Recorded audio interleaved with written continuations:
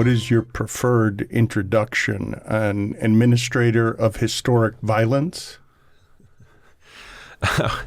Well, I don't know about violence. The man at the king of the gladiator spectacle. Yeah, there you go. I like that. I like that. Hell-bent on vengeance and malice. Yeah, sure. I don't know about malice, but, hell-bent for sure. There's no doubt about that. An ominous football storm? Ooh, I like storm. So you like all of these, huh? I mean, I don't know. Some of them are a little violent for me, probably. Storm's probably more accurate. An immortal among mortals. Ooh, definitely not that. I feel very mortal these days. An assassin disguised as a teddy bear? Now we're getting closer. He's Andrew Whitworth, just the left tackle, an NFL left tackle, the oldest of the left tackles. Thank you for being on with us, 16 seasons in the NFL. Thrilled to talk to you for a lot of different reasons, but I think you're going to get us inside of the game a little bit. You should check out the third season of Fitz and Wit. It begins August 20th, and also, obviously, Thursday Night Football. He's a media guy now. That's a bit of a surprise to me.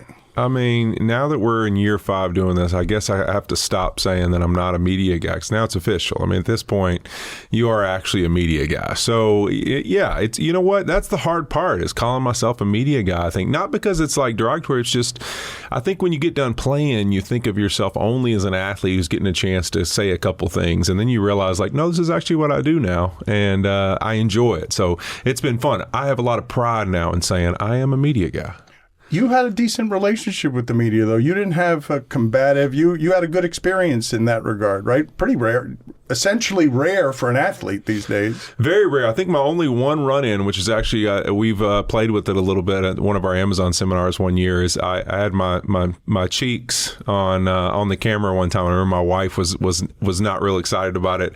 That was early in my career. It's like one of those post-game interviews where, everybody's in their butt naked, and I think I was in the background of an interview.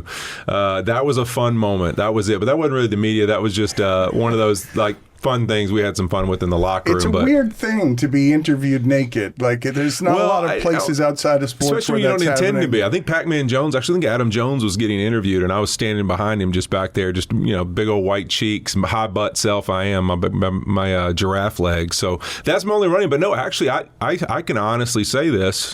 When people ask me why I'm doing media now, it was because of that relationship. Because as I played, I never thought of it. I literally, when I retired, it wasn't even on my mind that I would do media stuff. I didn't even really had thought about it. I think I'd done maybe 2 years out before I retired. Fox had asked me to come in and just meet with them one time, and I really didn't even leave. They actually turned down the opportunity that they offered just because I just didn't see myself that way. But when I retired and thought, what do I do next?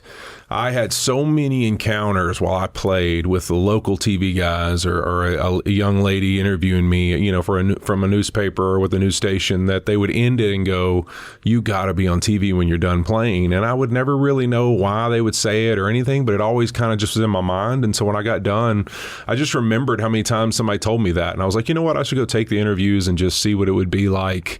And that's how I got here. You married a reporter, right? I did. I married a news anchor. She, Melissa started as an investigative reporter in Louisiana, and then eventually made herself, all the way up to being the news anchor for, the local station there in North Louisiana. So she knows it all. What did she say, though, about that, about the idea of you as a media person? Mostly throughout my career, the corrections of every time she got a chance to hear me talk, the the pauses, the repeating myself, the safe words that you say, just crushing me constantly. So most of the time I would always be like, do you have anything positive to say about what I said? But she I think she always saw me as somebody who could do it. And so she wanted me, I think she encouraged me to always represent myself the best way. When I had a chance to talk, when people had a chance to hear what you have to say, take advantage of it. And I think that's one of the things she left me with while I was playing. And then when I got done, having gotten to go watch her, those stations,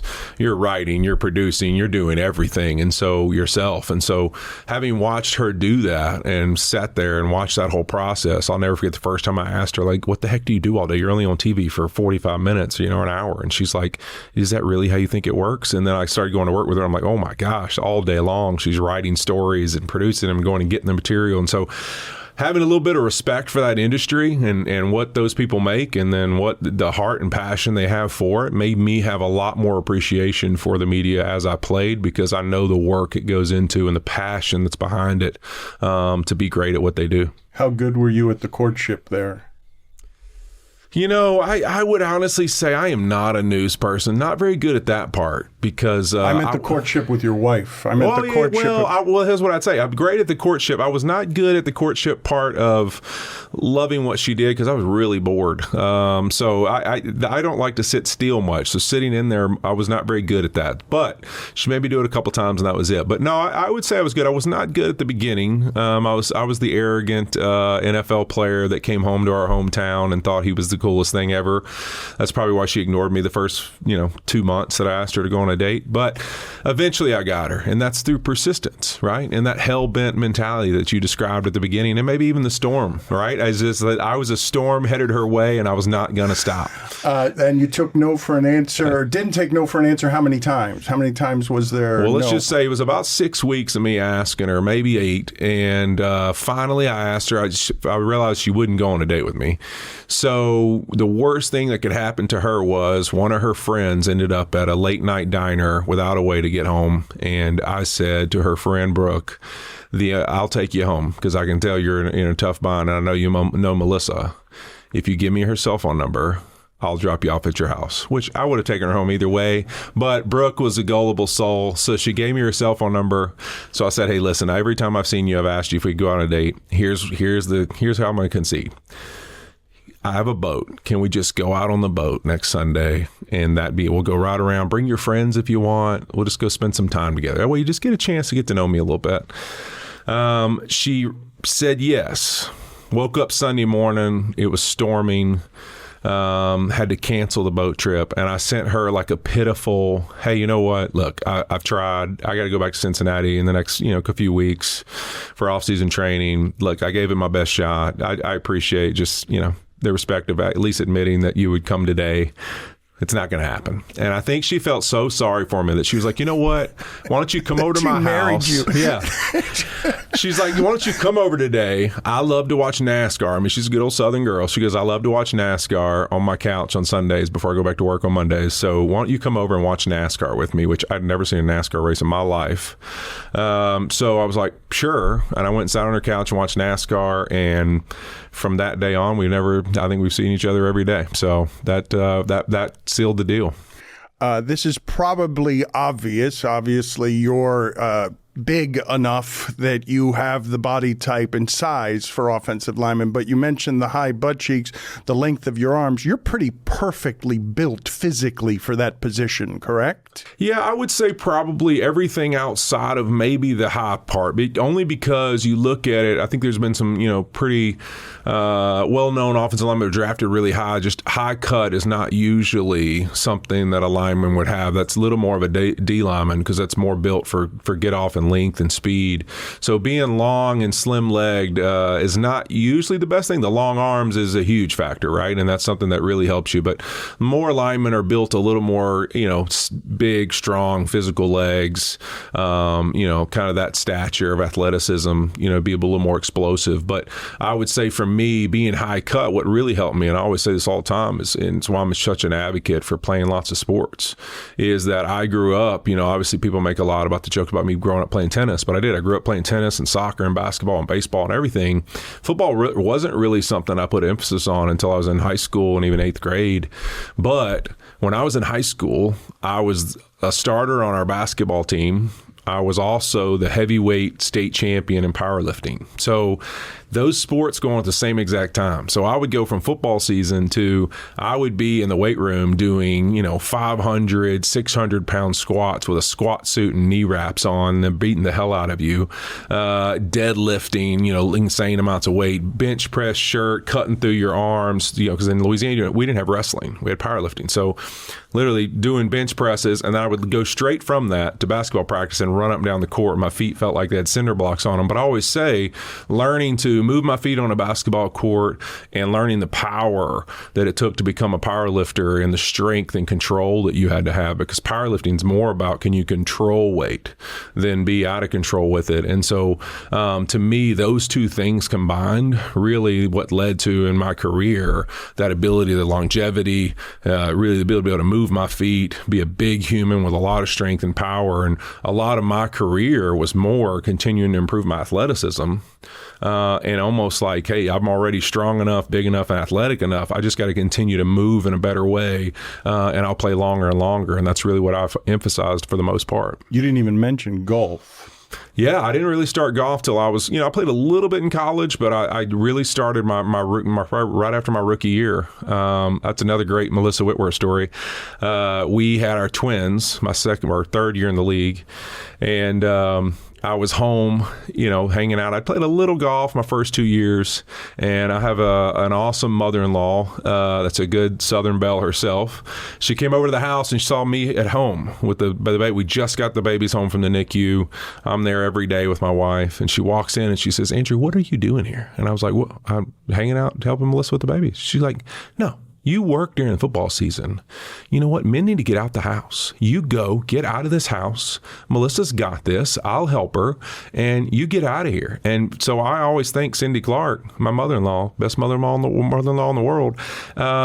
That started my golf game. I drove to Squire Creek Country Club in Ruston, Louisiana, right outside of Ruston, Shudrint, and I joined, and that started the passion. I would go out there every day. I would train, and then I'd go straight to the golf course and hit golf balls, and then we ended up living in that neighborhood, and that is where Sam Burns plays out of now, PGA player, guy I love watching play, but he plays out of there now. But that became my place where I fell in love with golf, and never really looked back.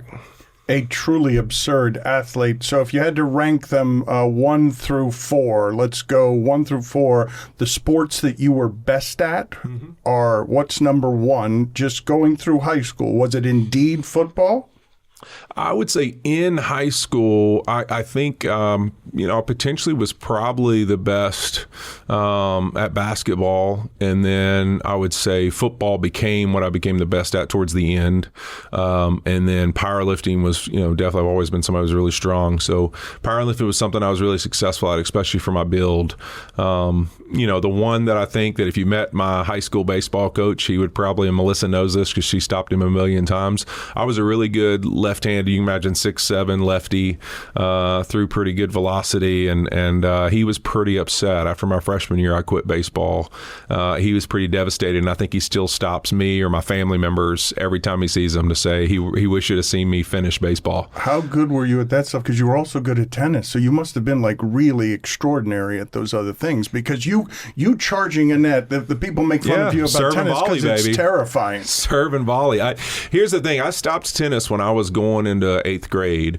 I used to just play it intramurally, like in the summers. I never really truly compete. At that time, you didn't have all this travel mess that everybody does with everything, but I didn't really compete like that. I just competed in local stuff, around our country, like around our neighborhood, like a little country club would have a camp or some kind of tennis development, because the two colleges there in North Louisiana are big in tennis. And so my dad, really since he left college, has been an intramural tennis player, like still competed in tournaments in his 60s all across the South, loves it, loved competing. I can remember coming home as a little kid and him having like just freaking concrete rashes all over his face, his body from diving after tennis balls. And so I grew up around tennis. And so as a kid, I would say that was the sport like that was influenced anywhere.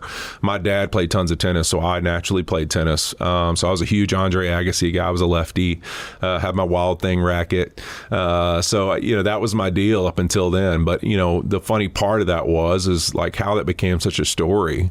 When I was at LSU, the sports information director, Michael Bonnet, was like, "Hey, we need to add some things to your bio. Like, what all have you done?" And I was like, "Well, I mean, like as a kid, I won some tennis tournaments and stuff like that." And I don't know like how we wrote it in the thing or whatever, but it became like when I went through the draft process, people were like, "Man, tell me this again, like just looking at you, you're 6'7", 320, you were a junior tennis champion." I'm like, "Well, hold on. Like I won the local MAC, Monroe Athletic Club tournament, summer camp tournament, and I won a big Bigfoot pizza. Like that, like I didn't, it was nothing serious, right? But I did win a tournament. So I was like, however that got, portrayed, that's the accurate part of it, okay? I wasn't a junior tennis champion. I wasn't like a high school elite tennis player.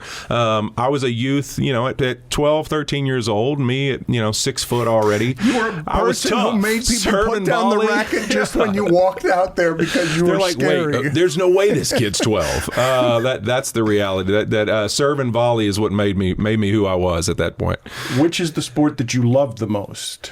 Basketball's always been my favorite. I would say I spent hours shooting and getting to do those kind of things. In the backyard. I didn't have a actual court surface, but we had dirt and we had like a goal that was kind of put up on the side of the house off the roof. And so I would go out in the dirt. Literally, I can remember just playing with a mudded basketball all the time, but it was what I loved to do. I would play games in my mind and envision myself shooting, and that was my favorite thing to do, is to go out and hit shots when I needed to hit them, and think in my mind that the clock's ticking down and I'm playing in games. Like that was really how I envisioned myself as a hooper. That's was definitely probably my most passionate sport that I thought I wanted to be good at. When did it change? Like, were you dreaming about being a professional basketball player? Yeah, I think for me it changed when my size started to hit where it's like, all right, realistically, you go look at even, your biggest basketball players. I mean, you start getting over 260, 270, you better be 7 foot, or you better be somewhere where your height is going to dominate. And being only around 6'6", 6'7", I probably had to live in that 250 range at max. Yeah, you not big enough. If I was going to be able to jump and do all those things, because I could dunk and all that in high school, but as I started to hit 290, 300, 310, it was like, all right, like, just realistically, I'm more built to be a lineman. And so I would say a lot of those other sports where I was really good at them for my size and like could move well for who I was, but I was destined, to play lineman. And I didn't think that. Nick Saban, I give him credit. Me and Marcus Spears, same draft class, same situation. Marcus Spears was an All-American and everything, way better than I was in basketball and everything else. But he thought he was going to be a tight end, and he thought he was going to hoop. And Nick Saban was like, man, if you'll move to defensive end, you'll go play in the NFL for years, and that's the spot for you, and you need to do it. And he signed with LSU, and he did it. And I was in the same draft class. I was a tight end at West Monroe High School and thought that's what I was going to be. And Nick Saban got the job at LSU and came to my house. I thought I was going to Florida to play for Spurrier and be one of these big tight ends and just spread stuff. And he's like, man, I'm going to be honest with you. I don't think anybody's telling you this, but if you'll move to tackle, he's like, you will play in the NFL for as long as you want, and you'll have an unbelievable career.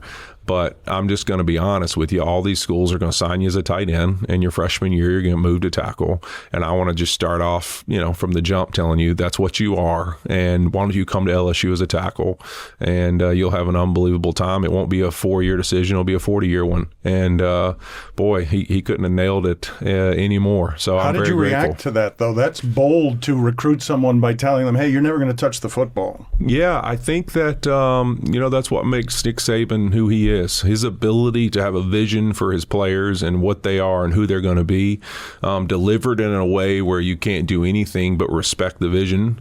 I think that having tough conversations is probably a mark of some of the best leaders and coaches that I've ever been around. Is that there's a lot that can coach well, there's a lot that can lead well, but the elite ones can have tough, hard conversations in a way where you walk out of the room with maybe not, hey, I loved what they said, but I appreciated the message, and I appreciated, honestly, the guts it takes to have a tough conversation and tell me something I might not want to hear. That was why, like, even in Cincinnati, I mean, totally different subject, but like Mike Brown, I've always, me and Mike I've always had just a huge spot in my heart for him, because regardless of if I loved the information I got, he always kept it 100, as the kids would say, or just it was real and it was truth, and it was like, man, I don't care how you take this. Like, here's the reality. Like, I'm just going to tell you the truth. But you're a kid. You're being recruited. It seems like most of your success was linear.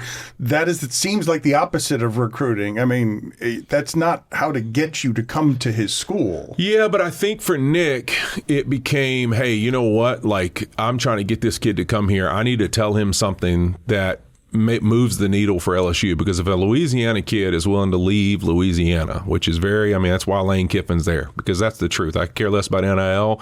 Louisiana kids, it's tough to get them to leave Louisiana. The truth is if you're willing to leave, then there's something that isn't drawing you to this school. And I think for him, he knew the message was, man, this might not be exactly the vision you have for yourself, but I think if you play tackle, you are going to be elite. And I think he could see somebody who, as we talked about hellbent earlier, who I was hellbent on being really good. And it's like, hey, as a tight end, I think you could be okay. I think you could play college football as a tight end. I think you could be an All-American and play in the NFL as a tackle. And like, which one do you really want? And I think that's how he kind of coined the conversation.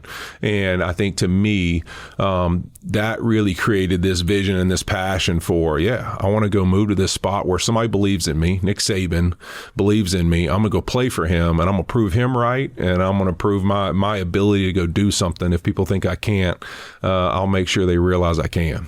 Where does your hellbent come from? I think when you look at the greatest athletes and people who are really successful at things, sometimes there's real places, and then sometimes it's like your ability to create what doesn't necessarily exist, but in your mind it does. You look at like the Jordan documentary and some of the ways he would do that, and the way I think you see some of his elite guys are like so upset, and people are like, why are they so sensitive that somebody said this about them? It's like, no, they're just looking for another reason to think that somebody doubts them, because I think all of us are a little wound that way. Like we take some of those moments where we might remember a little bit of the 98% of things that are positive, but that 2% of things in our life that are negative, we remember every word, everything you said, the way you said it, your tone, everything else, right? And I think this in general, that's how people are wound. And so for me, hellbent comes from always feeling like nothing's ever good enough. I've never reached a peak. I call it a constant daily pursuit. It's one of the things I text a lot of my friends, all the time, is that there's this daily pursuit of like searching for this better version of yourself. And like, I want to do everything I can to be intentional about that and have a purpose to my days. But to me, there's this constant that I always put in front of it, because you're going to fail. You're going to fall short. You're going to lose your temper with your kids, or not do something that your wife said exactly the way to do it, and be frustrated with how something went, or something's not going to go your way at work, or your workouts, you're going to forget to go do something, or you're not going to get in that you ate something you didn't want to eat. Like, there's always going to be failure. But do you constantly choose the next morning when you wake up to go chase with that same passion, vigor, and energy to daily pursue what it is you want to be?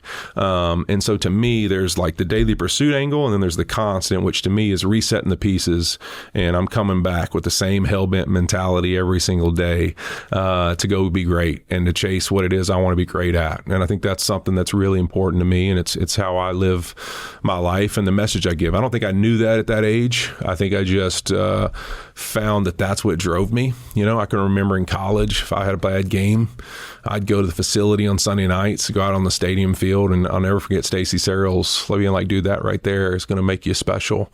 My O-line coach, I would go push the sled in the dark. I'd go hit it, like, just to do it. I'd make myself walk. So I'd walk all the way to the football field across campus, and I'd go out on the field in the dark, and I'd just hit the sled a few times, and like in a way of like punishing myself for like, hey man, you can be better, you can play better, but also to remind myself, like, that's what it's going to take. If you want to be really good, you're going to have to do stuff at hours and times when nobody else is, willing to do it. And I think that's part of chasing greatness. So where is it that you stumble on the most likely of frustrations daily these days? I think for me, I'm somebody who I set a lot of expectations. So like every day, there's a lot of things I want to get done, and that is like, obviously I want to make sure my kids feel seen. I want to make sure my wife feels seen and appreciated. And then I want to push myself to be better. So if that's reading, articles and checking out websites and things about football right now, and like I've already done it, just like in football, like our first 3 games, I have our first 3 games up, collecting all the articles and all the things I can to read about all three of those games to kind of just look for something that's, I can find a passion in or something I want to talk to people about, and just to keep up with what's going on. And so every day it's like, can I find all the things that I want to do in my life?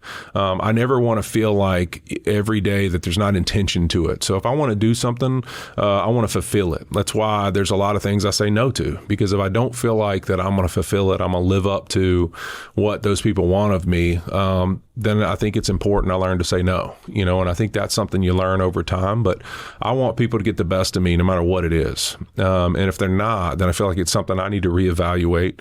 And I need to say, hey, is this something that actually fits in? People are going to get the best version of me every time I do it. And if it doesn't, then I got to have the willingness to say, am I going to carry a lot of pride in that? It's not about the paychecks. It's not about, the arrogance of thinking you can do a lot of things. I think it's finding that happy medium of like what I do, I give all of myself to. And if I can go to bed at night and be proud of the effort I'm giving to something, then that's what carries me on, not the arrogance of like, I can do a million things. Do you sleep well? I do.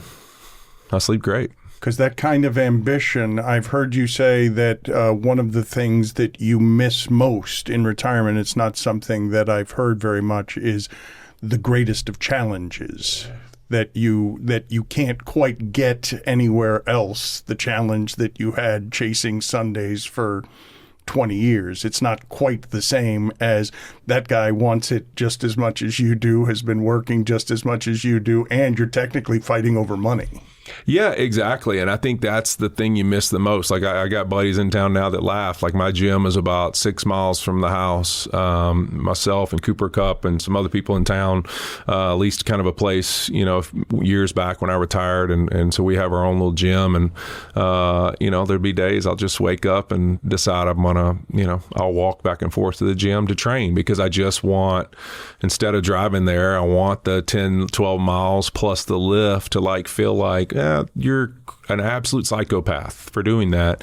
But I want to feel like I challenged myself. Like, hey, you know what? Today you're walking back and forth. And, today you're going to do something that nobody else would do, just because I think that that's going to remind you that that's what it takes no matter what it is. And so I think for me, yeah, it's like I do miss that part a lot. I miss the challenge of being 40 and standing out on the field with Chase Young, who's 23, and, him sitting there looking over there like, dude, how in the world are you 39 or 40 and we're playing against each other? And it's like, yeah, man, this is not easy. But I'm going to show you like I'm different. And I miss those kind of things. I miss being in the locker room and being the big brother, the big uncle.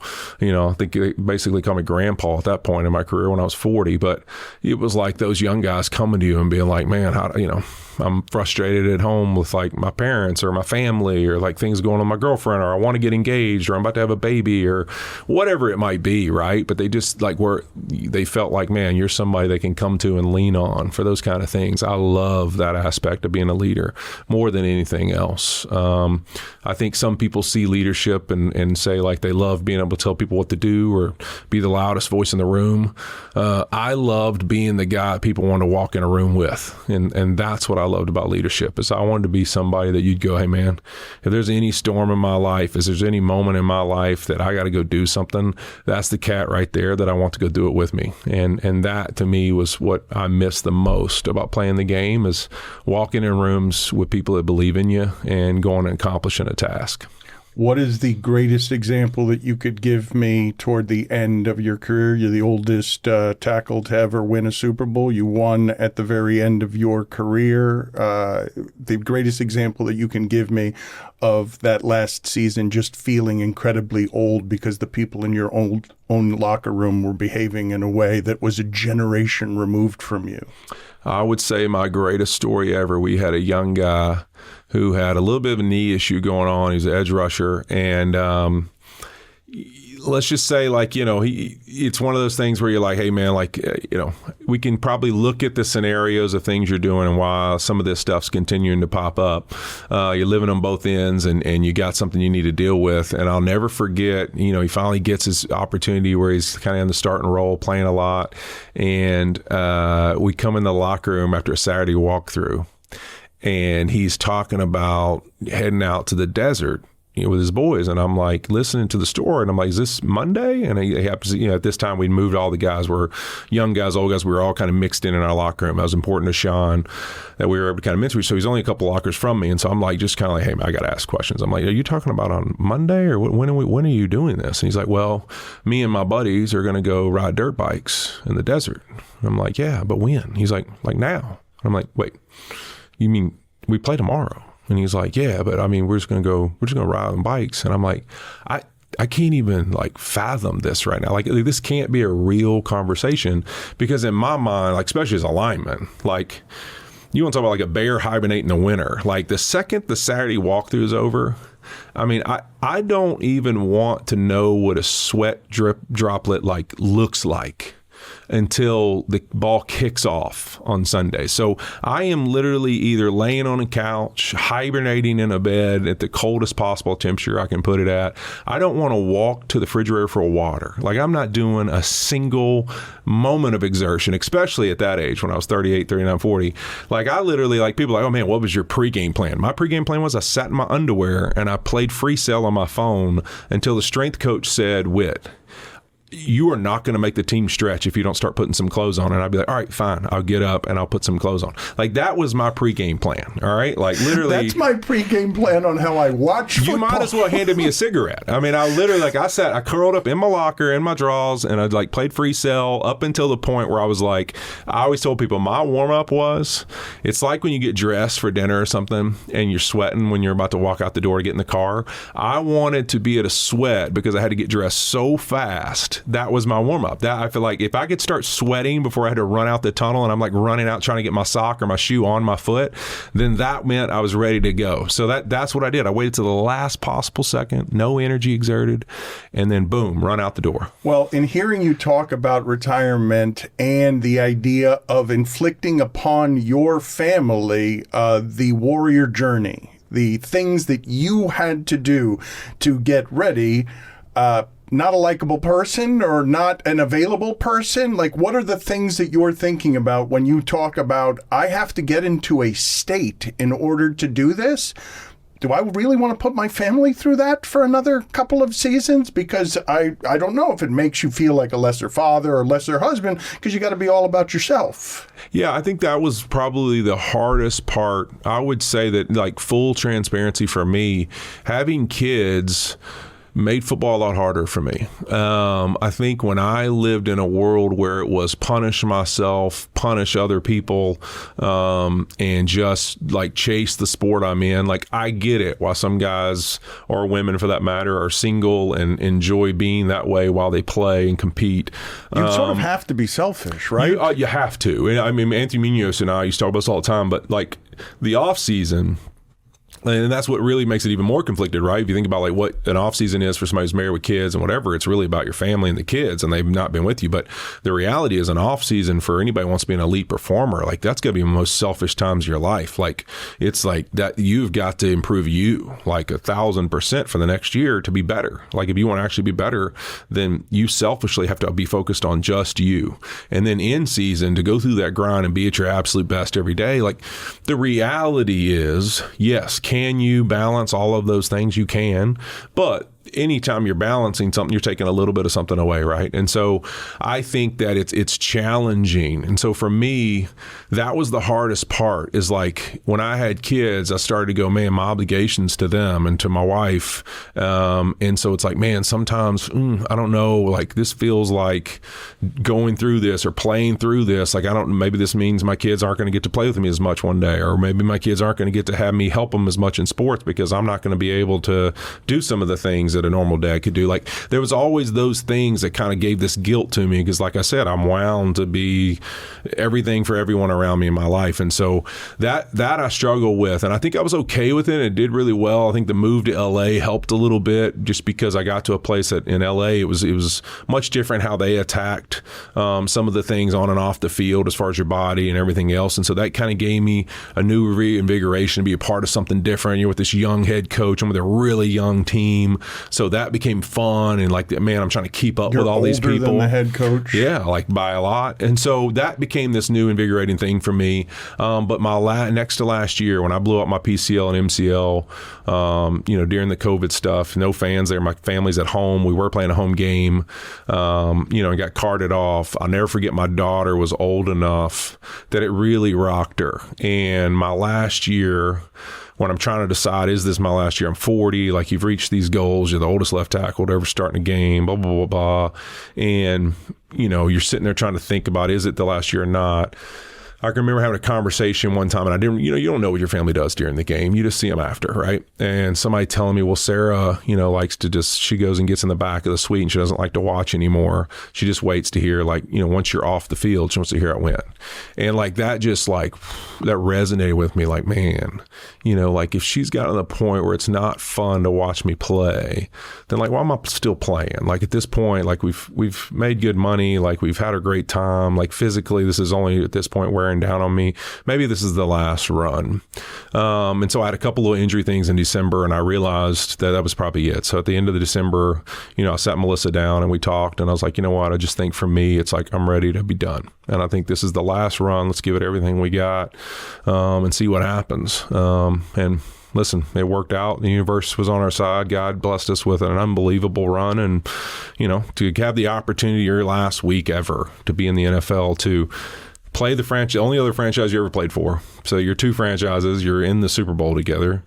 To win Walter Payton Man of the Year, to give the opportunity to talk about Derek Barnes and, flashback all the way back to my rookie year and realize this guy I got to play against on an NFL field was also the 7-year-old kid at the Boys and Girls Club that I got to spend time with when I was right before I met Melissa, a lonely, single rookie in the NFL, bored to death on Tuesdays. Man, I'm going to go hang out at this Boys and Girls Club and make friends with these kids, to get to tell that story on that stage and then go out on Sunday, and win a Super Bowl. Man, just insane. Cool, right? Unbelievable. Yeah. I don't know if I'll ever put that whole week into perspective. Did it get you at any point? Did it become a sting in your eyes at any point? Did big, tough Andrew Whitworth get so moved by the gratitude of some of that, the universe working in his favor, that he couldn't keep it all in?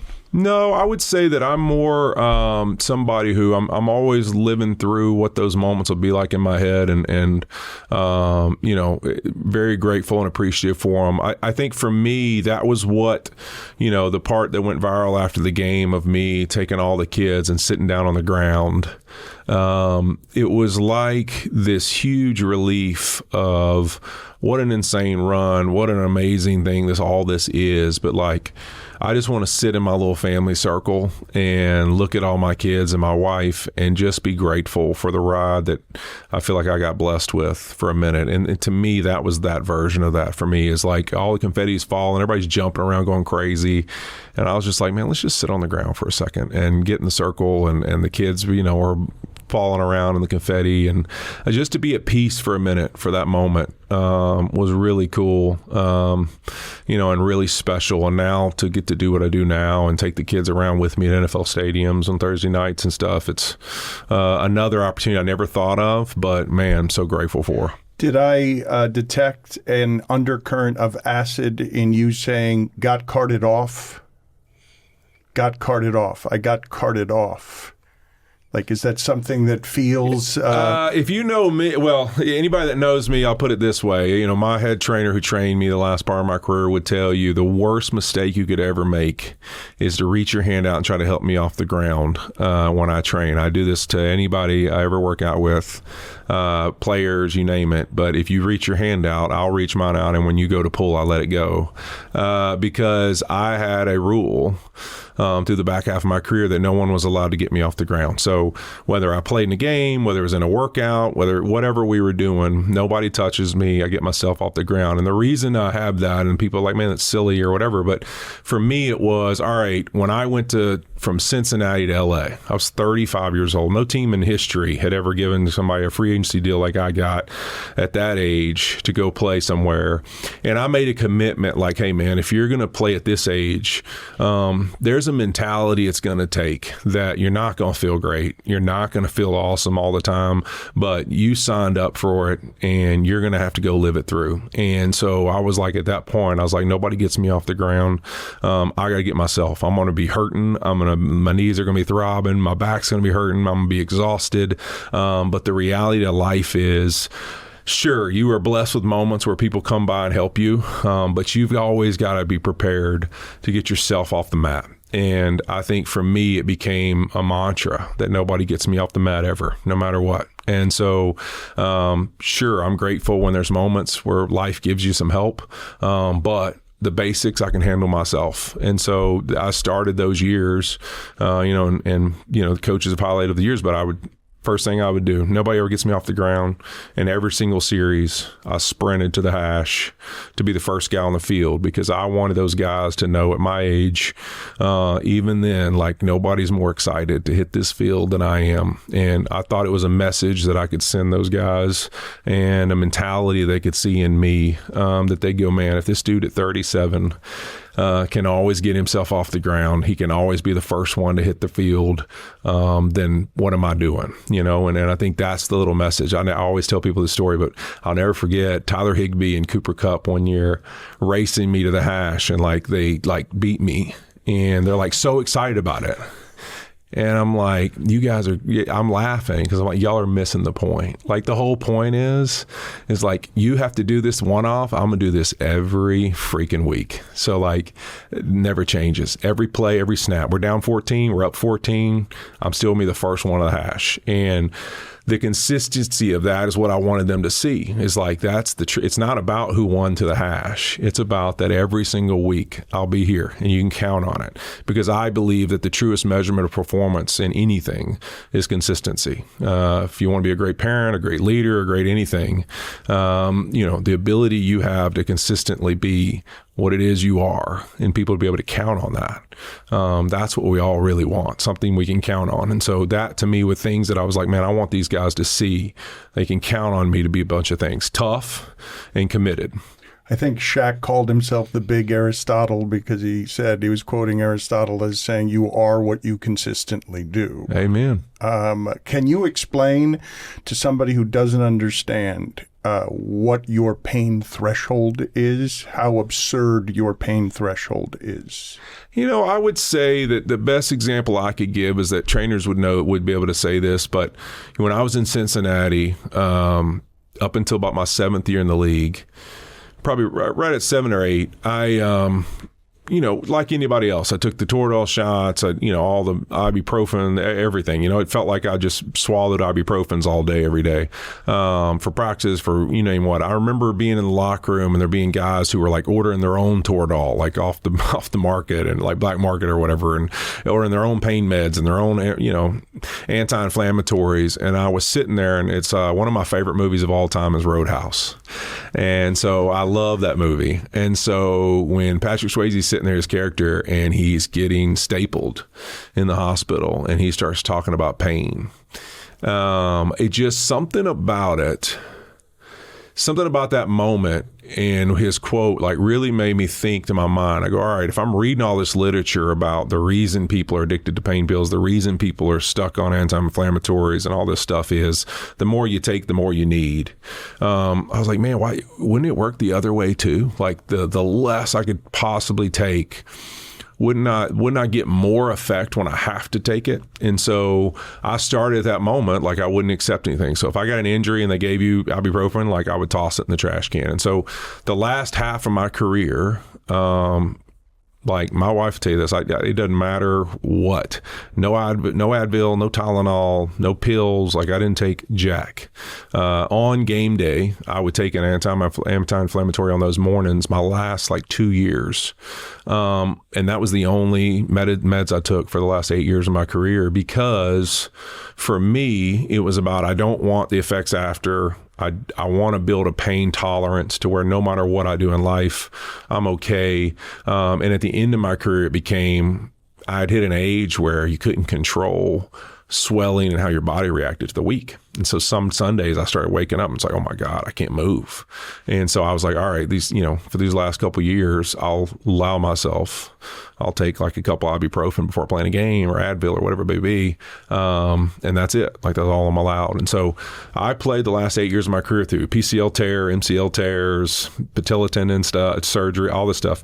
No meds, no anti-inflammatories, no Tylenol, no Advil. And that's just in everyday life too. So forget just football, like ever. So no medicine whatsoever. Now, it made me where I like am anti like going anywhere and taking any meds from any doc or anything, but I finally kind of given into some of that stuff, but it was really a passion of mine to like prove that my pain tolerance could work the other way. And so that was something that I was a big advocate of, is like I was going to prove how much pain I could endure rather than needing something to make me feel better. I would imagine though that in retirement you would get some sort of clarity on, holy shit, I have no idea how numb I had become to the kind of pain I was actually in. I'd gotten so used to living in some form of discomfort that not having to do this shows me I was crazy.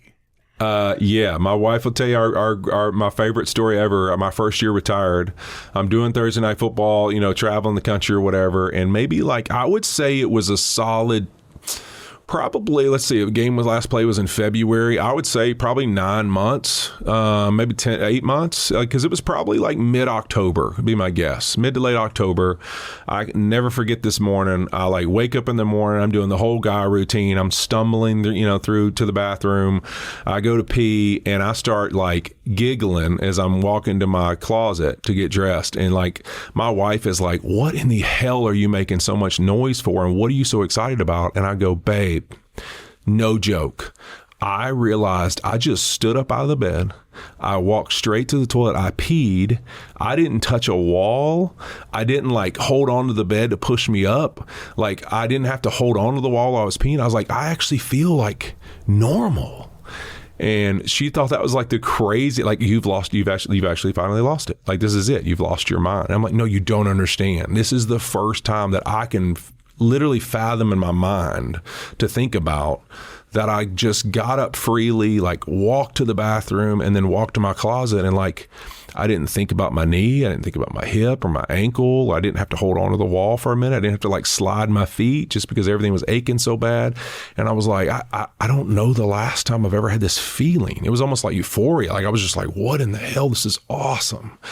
And lo and behold, that December, if you remember, Cincinnati is, has a great end of their season. They get into January, they lose their right tackle, and they're trying to figure out what to do. And I'll never forget people texting me like, hey, Cincinnati's about to make this run, and they're really good. And if you remember, they ended up losing, I think, in the AFC Championship. Chris Jones beats the right tackle that they had in there as a backup who was playing right tackle and hits Burrow, and that kind of ends the season there at the end of that game. And I'll never forget, there was a lot of just like, hey, would you go back? Would you go back? And I was like, man, you know what? If you'd have asked me 4 months ago, hell yeah, I would have tried to go make a run or something. But man, that feeling in October, like I'll never forget it. And it's always what I think about. Anytime somebody says, would you go back? Would you go back?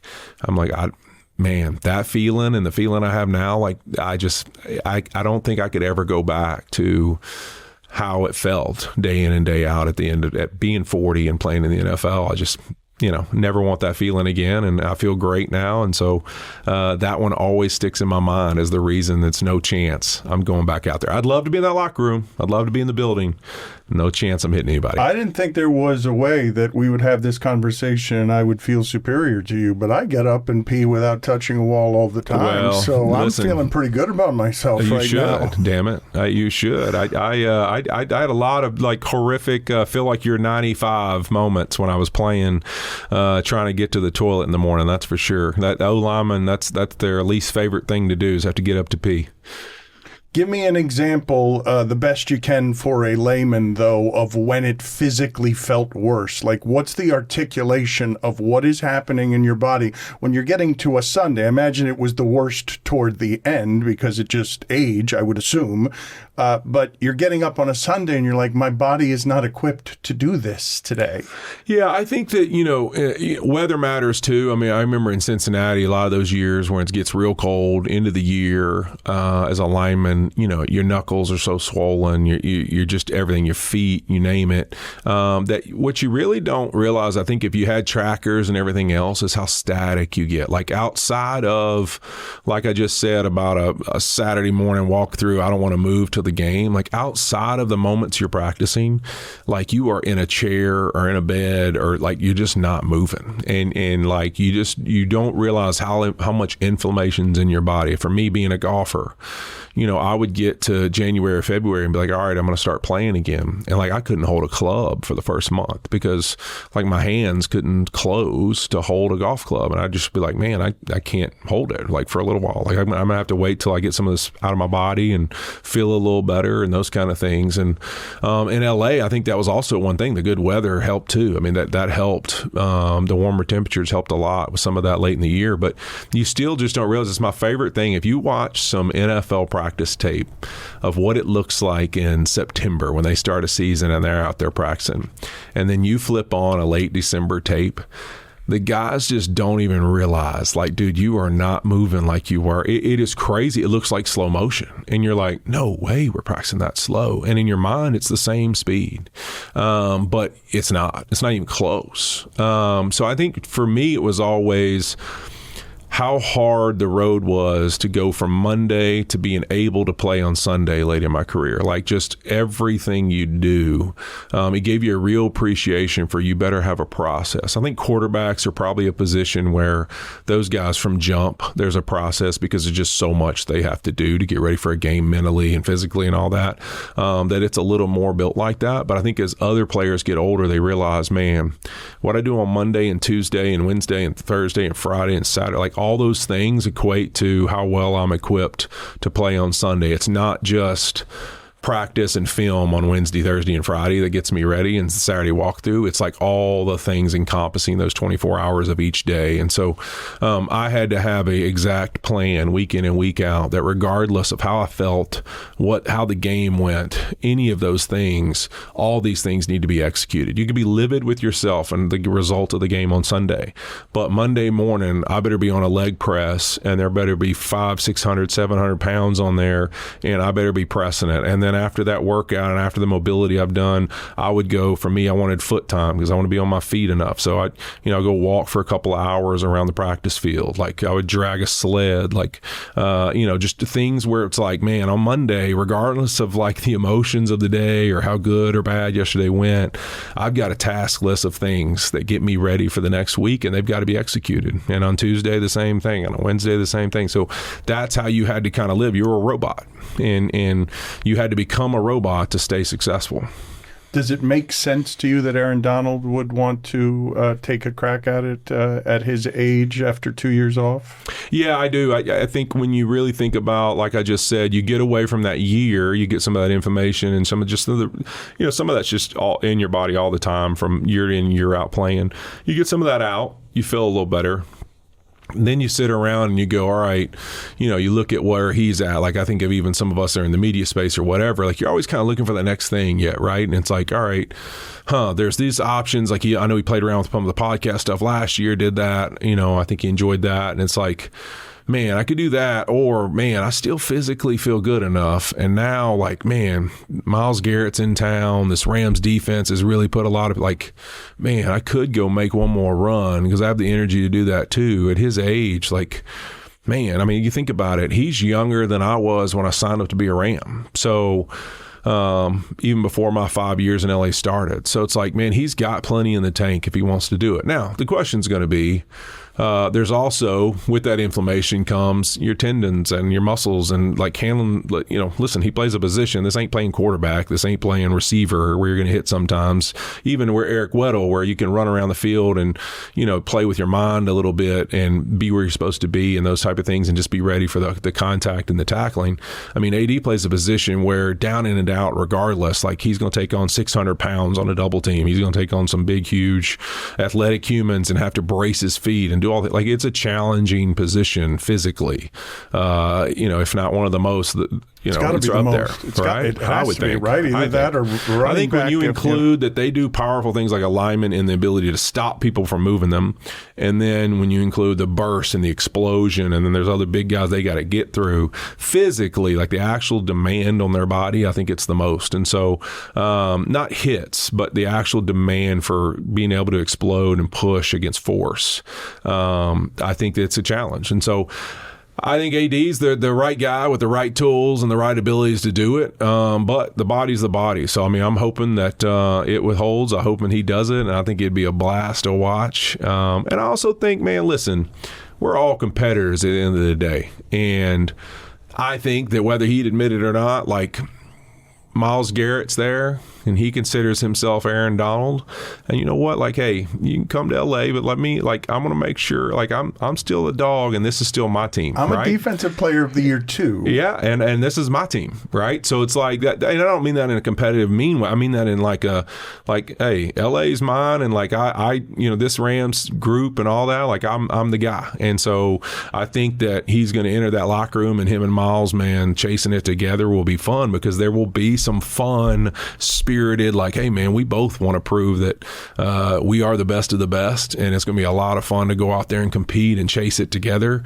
I think there's like a little bit of like, man, that'd be awesome. Like if you told me, I don't know, Joe Thomas was going to sign somewhere and they also want you to come there, like it's not from a competitor trying to be better than him, but it's like, yeah, if I get to play with another legend, like, and we get to do it together, like we're going to be damn good. Like, I just think that that's kind of one of those things that like kind of drives you a little bit too. Like not in a way that you want him to do bad, but in a way where you're like, I want to go run side by side with another badass car and like let's go show how fast we are. You won 3 high school state championships. You started the second most games in college that anyone started. You beat every NFL team. You're one of only 12 players to beat every NFL team. Do you feel like your success was linear, that it just kept going up, that the setbacks didn't feel like you weren't going to always keep climbing successfully? Yeah, I think when I talk about my career, Tony Gonzalez always say winners win when he talks about me, because it always blows him away. Like when I kind of give him that trajectory. I think the only one that like eats at me still, and it's what a legend Marvin Lewis was, and what an unbelievable guy. Somebody that I have so much respect for, never making excuses, and always just, hey, I'm going back to work. We're going to work harder. We're going to push more, and we're going to find a way to be successful. I look at those years and I go, man, to think about they'd only been to one playoff in 20 years when we got there. Like, I think they still think there's an amount of success that, if I'm being honest, I'm very happy and proud of, to have gone to 6 playoff appearances in 11 years and to win 3 division championships and really be one of the most successful runs there outside of getting to a Super Bowl and winning some playoff games. When I look at that, though, I still am just disappointed we didn't get him that playoff win because he deserved it. That team deserved it. That franchise deserved it because we were really good. We just had a lot of scenarios where we either dropped the ball or were given some tough scenarios in the playoffs and didn't overcome them. And I think to me, that's the only part of it where I go like, dang, like we had an awesome run. That was sick. But then when I look at LA and it's like, man, you get there and I'll never forget, like they hadn't been in the playoff. They hadn't had a winning season in 15 years, much less the playoffs. And like, my first year, Sean always joked about this, we were explaining to guys how you make the playoffs because they were literally like, how does that work? Because they hadn't even had a winnings. They hadn't won more. Like Roger Stafford had been there forever. He hadn't won more than 8 games. So it's like when you get there and you go, we came to this place, and then we turn it around and you go to 2 Super Bowls and you win multiple division championships and end up winning a Super Bowl. I think that's something I do take a lot of pride in. Like the opportunity to have won 3 state championships in high school, go 58-2, win 40-something games at LSU, a national championship, to win in Cincinnati, to go to LA and win again and end up in your career in a Super Bowl. I really do look at it and have a lot of pride of everywhere I went. I feel like I made a positive impact, and I feel like I was a part of us having success, and made the people around me better. And that's something that I think about a lot. I think the other part that I always tell people that's like so cool to me, a Louisiana kid, growing up in Louisiana, the state championships are played in the Dome.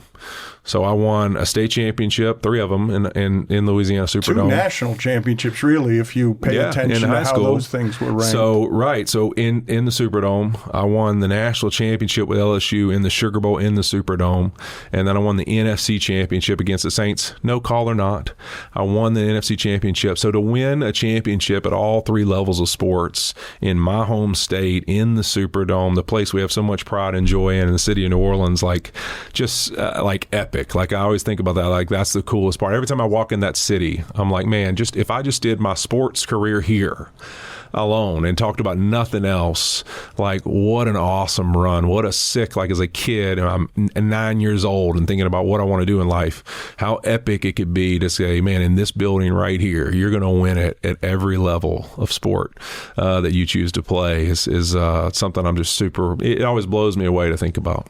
I'm going to speed you up here because we're going to do a little bit of rapid fire questions all over the place. Are you ready? I guess. What is your earliest memory? Oh, earliest memory. I would say, actually, I thought I'd be a kicker when I was about 4 years old in my grandmother's house.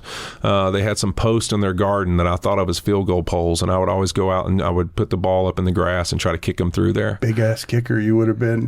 The poster on your wall growing up.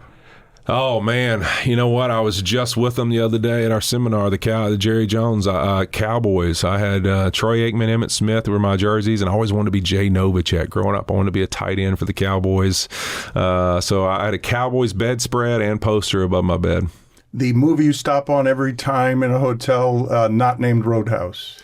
Oh, man. I would probably say number 1 going to rewatch is Remember the Titans. That's always one of my favorites. It can't end that way, though. That play is ridiculous. It can't be an 80-yard double reverse that surprises the district champion legendary coach. I hate the ending. I love the movie. 1 TV show for the rest of your life. Oh, man. Well, I'll say this. Every single night since I've been married to Melissa, we watch, before we fall asleep, or we fall asleep to, Frasier. So we watch Frasier every single night. Now, if it was fun, I'd say Entourage, because I've watched every episode of Entourage 5,062 times. I can quote the entire show. But Frasier is one, listen, we just on repeat. We repeat it every night, go all the way through, start back over, and that's our show. Would you be surprised to learn that Kelsey Grammer was 29 when he was on Cheers? I'm not making that up. Really? Yes. I would not have known that. Cliff That's was 35. Crazy. The mailman. They were preternaturally old people that looked very old. What's the most recent thing that made you cry? Oh man, that made me cry. Man, I would probably say I got pretty emotional. I'm trying to remember what I hear recently. For me, I think honestly, the most thing, and this is not to say that I was there. I got a little emotional watching Travis and Taylor share their vows at their wedding. Is that right? Yeah, it was cool. I thought, my biggest takeaway from that moment was just 2 people that were absolutely who they are and themselves in front of all these people, like no holding back, and just like we're not trying to put on for anybody. Like this is us talking to each other, and all these people happen to be in the room. I thought it was fun that they were literally themselves. There was a lot to me. I thought it was beautiful. What's a song that you're embarrassed to admit you know all of the lyrics to? Man, I'm trying to think. I wouldn't say that listen, I love music. So I don't know if there's a single song that I would say that I like embarrassing other music to, because I think, here's my thing. It's like food. Genres have a place everywhere. Certain kinds of food, they're not always, sometimes you're a little embarrassed to say you ate them, but they all have a place and a time that they're needed, and they fit the right mold. What's the strangest combination of foods that you like together? Like a weird combo that perhaps somebody in the family... I'm a Louisiana guy, so if you're going to fry it, stuff it with cheese, smother it with queso, anything, bacon, wrap it. I was just telling people yesterday, if you go to Louisiana, I mean, you're not just getting a double cheeseburger. You're going to get a double cheeseburger chimichanga topped with like some kind of Velveeta style queso with some Cajun seasoning on it. Like you got to combine all the bad things into one to have our kind of food. So you're a clean eater, though. So what's something that on your bad day that you could really crush? Right now, chili cheese dog. That's it. That's all. That's my happy place. You give me a good chili dog. Oh man, that's like Dr. Pepper, root beer, chili cheese dog. Closest you came to calling it quits. 2013, patella surgery, tried to come back in training camp, and it just didn't respond the right way. Ended up having to get injections. I missed the season opener. It's a fun Marvin Lewis story. My wife called him like, you're going to have to talk him off the ledge on this one because he's going to lose his mind when y'all tell him he's not playing in the opener. But that was it. That was that year. A thing that your wife would say you do that most annoys her. Oh, man. Listen, every guy that's being honest, it's married. It's the end of the season, and I do it now with Thursday nights because I travel so much, I might as well be playing. You come home in January and you start critiquing how we're doing, like wait a minute, why do we do it like this? Or why don't you do this? Or what, and she's just like, listen, your ass been gone for 6 months. Don't walk in this house and start telling me how we're going to do drop-offs or how we should order the groceries or how we should put this. Like, just go on somewhere, right? So like that, she kicks me right back out to the golf course and says, get out of here, come back for dinner and be here for family time. But don't come in here and start trying to tell me how we should improve our process when you've been gone for 6 months. So that one right there, she's ready to kill me every January, on record for about the last 20 years. What would you regard as the least masculine thing you do? Probably I trim the eyebrows a little bit. I like to trim the eyebrows. Like, here's my thing. I don't have any hair, so I feel like this is all the hair I got. So I gotta make sure the eyebrows look right. Do you have any irrational fears? I don't love heights. I'm a little shaky on heights. Seems reasonable, though. I'll give you an example. Like most times, you talk at something, you get a little nervous. I had to do the speech right before the Vikings-Rams game about the fires. They were like, hey, would you like to make a public comment right before the game goes on air on Monday Night Football for the playoffs? So I flew from our TNF game to Phoenix for this. And I'm like, this is going to be intense. They're telling me you got so many seconds, and then the national anthem starts, and the guy's going to tell you in your ear, go, and you got to stop by this point. Like, it's just like, wow, this is intense. I got there and they let me know, we've decided you're going to stand on this like single stage while you do it. And that was like the biggest, I'm like, oh no, like I hate heights. So now I'm like up on this thing all by myself with a microphone, and like I felt like my legs didn't work. That was probably the most nervous I've ever been for anything ever. Just because they added an element of, now I'm up on a like height and like it's a little shaky. I was about to lose my mind on that one. The most memorable fight story of your career, whether it involves you or not. Oh, that one's easy. It's, the Fitz and Wit podcast. You listen to that, you'll hear that story a million times, but it's how me and Ryan Fitzpatrick's friendship started.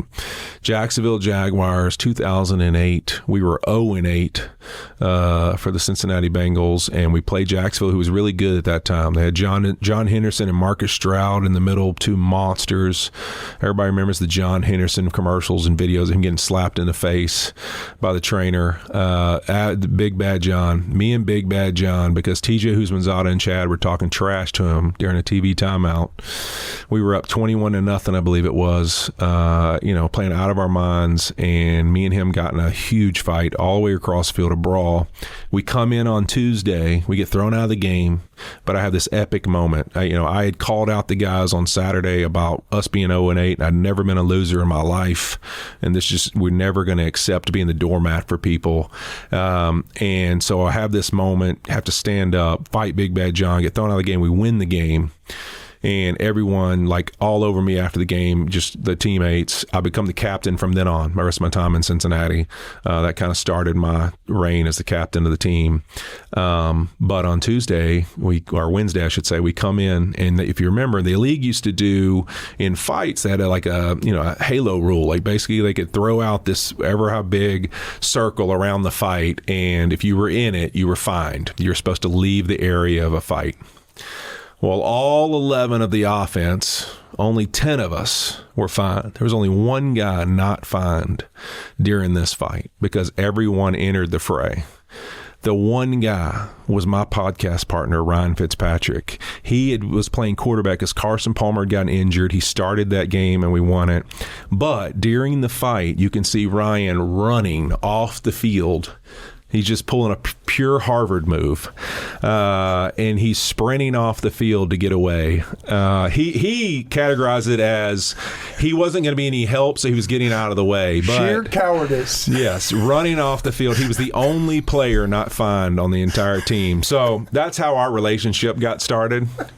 That's why I still think it's the Wit and Fitz podcast. It should be. I actually have a coffee mug. If you ever watch the podcast, it's the opposite, just on purpose. But it is the Fitz and Wit podcast, and you'll get to hear that story plenty because I make sure I remind him of it when I can. Season 3 of what should be the Wit and Fitz podcast. August 20th, he returns with Amazon football. He's been extraordinary. Real quick on the way out, I'm just going to give you some fast football questions. The toughest teammate I ever had was blank. Oh, Justin Smith, bad man. The opponent who surprised me the most with his strength was blank. Oh, man, you know what? There's a guy named Paul Spicer. He used to play for the Jacksonville Jaguars. I think I'm saying his last name correctly. He was defensive end. That's one of the most powerful bull rushes I've ever had to take on. The guy I'm willing to admit now in retirement caused me to sleep a little less well the night before the game when I had to face him was blank. That's an easy one. And any left tackle that says any difference, lying.